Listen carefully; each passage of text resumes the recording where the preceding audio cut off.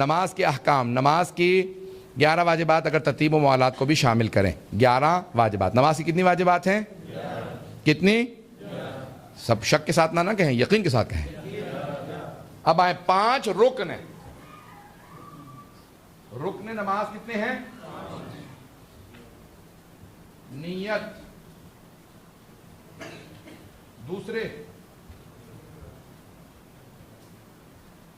تکبیرۃ الاحرام، تیسرے قیام متصل بالرکوع،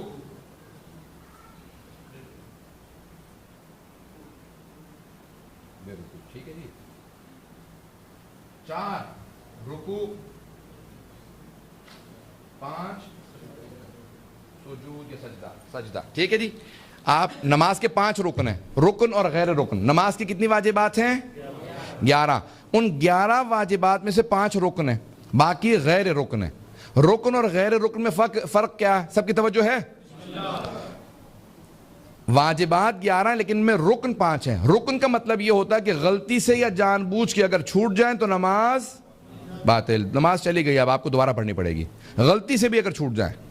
لیکن جو غیر رکن ہے، واجب ہیں لیکن رکن نہیں ہے، تو پھر تو اس کے بعد سجدہ صحابہ ہیں، جو بھی احکام ہیں، بہت سے احکام ہیں اس کے، تو پھر بھی نماز ہو جاتی ہے کیونکہ غلطی سے چھوٹ گئے ہیں. لیکن نماز ہو جاتی ہے غلطی سے اگر چھوٹ جائے، کیونکہ وہ واجب ہیں لیکن غلطی سے چھوٹ جائے کوئی حرج نہیں. سب کی توجہ ہے نا؟ لیکن 5 رکن ہیں.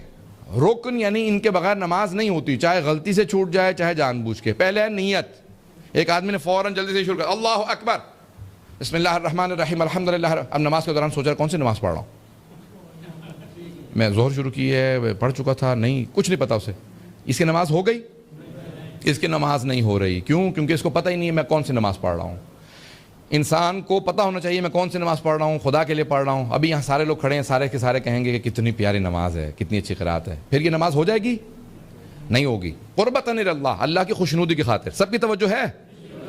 تو پہلی ہے نیت. نیت اگر خراب ہو تو نماز چلی گئی.